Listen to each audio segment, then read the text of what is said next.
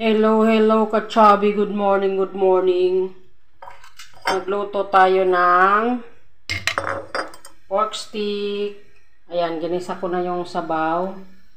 Then, lagyan natin siya ng calamansi juice. Ayan, tapos, lagyan natin ng Knorr cube pork para mas malasa yung sabaw. Then pagkulo mamaya, ilalagay na natin yung pork na prenito. Ito yung pork natin. Binabad ko muna siya kanina sa toyo at kalamansi. Then syempre, lagyan natin ng umami. Nilagyan ko ng umami siya konti. Para and then pagkulo niyan mamaya, ilagay natin tong baboy. Ayan, kumukulo na. Ilagay na natin ang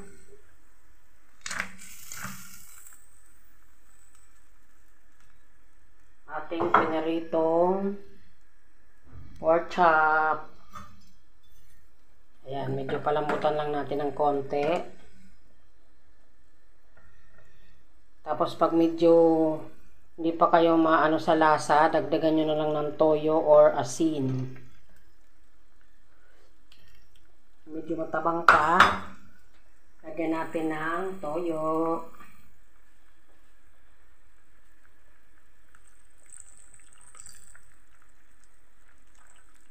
Tansya-tansya lang yan, ka-chubs.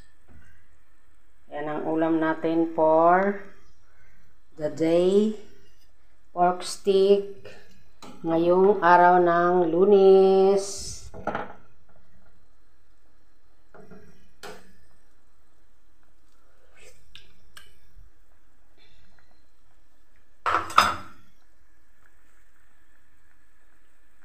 Kaya palambutan pa natin yan.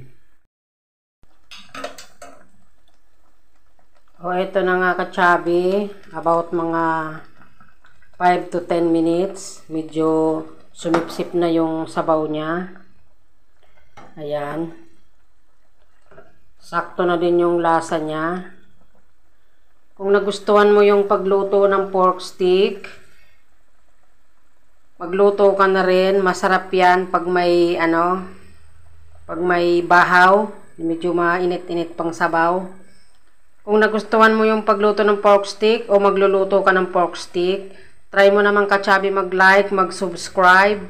Salamat sa panonood. Thank you. Magandang umaga sa atin. Good vibes lang tayo para happy ang life. Salamat.